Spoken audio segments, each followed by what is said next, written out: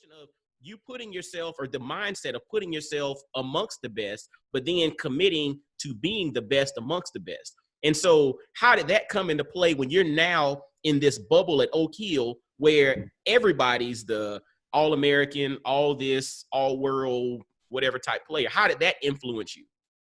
Well, I always had the drive, but now the culture requires you to have the drive every day. Why? Ooh, stop. Ooh, fellas, hear that. Because again, this is something I call it like the conundrum of like smart people, or the conundrum of people who perform at a high level.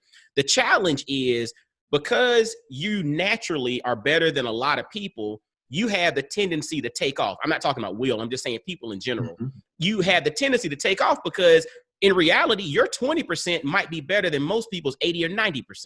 So what you just said there was you had to be turned up 24/7, because maybe when you were playing public school ball in Augusta, you know what, you could, your 20, 30% might be enough to be the best guy on the court. Whereas you step into this type of environment where everybody is elite, it's like, look, I got to come with it every doggone day. Correct?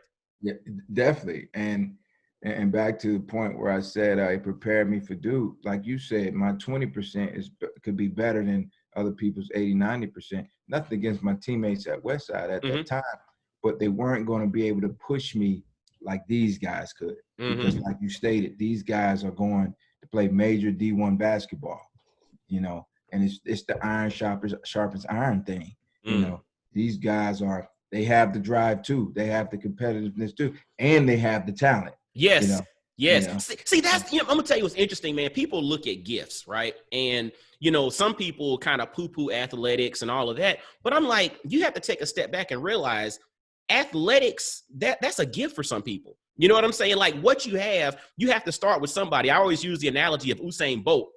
Usain Bolt's the fastest man to walk the face of the earth, right?